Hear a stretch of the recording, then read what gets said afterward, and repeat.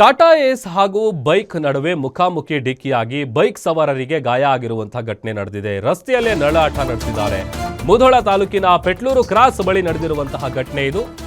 32 ವರ್ಷದ ನೌಸಾದ್, 30 ವರ್ಷದ ಸರ್ಫರಾಜ್ ಖಾನ್ ಗಾಯಾಳುಗಳು ಅಂತ ಗೊತ್ತಾಗಿದೆ. ಸ್ಥಳಕ್ಕೆ ಲೋಕಾಪುರ ಪೊಲೀಸರು ಭೇಟಿ ಕೊಟ್ಟು ಪರಿಶೀಲನೆ ನಡೆಸಿದ್ದಾರೆ. ಗಾಯಾಳುಗಳು ಮುಧೋಳ ತಾಲೂಕು ಆಸ್ಪತ್ರೆಗೆ ದಾಖಲು ಮಾಡಿ ಚಿಕಿತ್ಸೆ ಕೊಡಿಸಲಾಗ್ತಾ ಇದೆ. ನೌಸಾದ್, ಸರ್ಫರಾಜ್ ಖಾನ್ ಇಬ್ಬರಿಗೂ ಕೂಡ ಗಾಯ ಆಗಿದೆ. ಸ್ಥಳಕ್ಕೆ ಲೋಕಾಪುರ ಪೊಲೀಸರು ಭೇಟಿ ಕೊಟ್ಟು ಪರಿಶೀಲನೆ ನಡೆಸಿದ್ದಾರೆ. ಗಾಯಾಳುಗಳು ಸದ್ಯ ಮುಧೋಳ ತಾಲೂಕು ಆಸ್ಪತ್ರೆಗೆ ದಾಖಲಾಗಿದ್ದಾರೆ. ಬೈಕ್ ಸವಾರರಿಗೆ ಗಾಯ ಆಗಿರುವಂಥ ಘಟನೆ ಇದು. ಪಾಪ ನಡು ರಸ್ತೆಯಲ್ಲೇ ನರಳಾಡಿದ್ದಾರೆ. ಮುಧೋಳ ತಾಲೂಕಿನ ಪೆಟ್ಲೂರ್ ಕ್ರಾಸ್ ಬಳಿ ನಡೆದಿರುವಂತಹ ಘಟನೆ ಇದು. ಟಾಟಾ ಏಸ್ ಮತ್ತು ಬೈಕ್ ನಡುವೆ ಮುಖಾಮುಖಿ ಡಿಕ್ಕಿಯಾಗಿದೆ.